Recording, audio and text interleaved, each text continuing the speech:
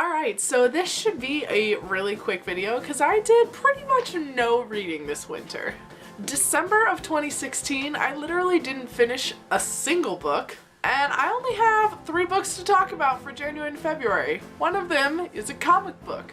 So I could sit here and make a bunch of excuses for why I didn't read that much the last 2 months, but honestly, sometimes life just gets busy. Sometimes you're more in the mood to watch TV or play video games, and that's fine, because reading is a hobby. So rather than feeling guilt, I'm going to happily tell you about the 3 books I did read. The first book I completed this year because I keep picking books up and then not actually finishing them. But the first book I completed was Heartless by Marissa Meyer. I absolutely love the Lunar Chronicles, like love the Lunar Chronicles. So I was really excited to read her first book that was not part of that, and unfortunately I just didn't love this. I'm not the biggest fan of Alice in Wonderland in the first place. This is a retelling. It's purely from the villain's point of view, so you know what's gonna happen, and it's kind of hard to get behind her and really hope that things are gonna go well for Catherine because you know she ends up becoming the Queen of Hearts. And ultimately I was just a little bummed because part of what made the Lunar Chronicles so good is how original it was. It's still a retelling of all these fairy tales, but she made it so unique.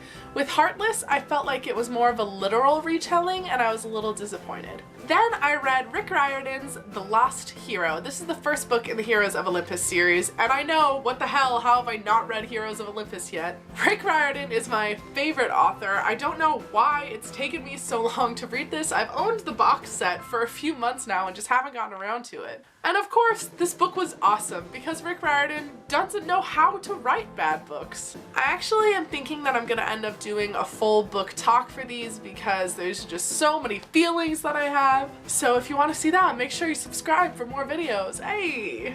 And last but certainly not least, I read Volume 5 of Miss Marvel. Miss Marvel is awesome. Every volume has just gotten better and better. This story in particular was so nice, and there was this moment where Kamala sort of commits an act of girl hate and is immediately called out on it, which I really appreciate.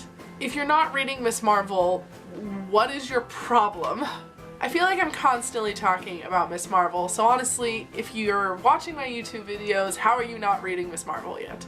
And there you have it. This concludes my reading wrap-up for January and February 2017. I hope this video finds you well, and I will see you next time.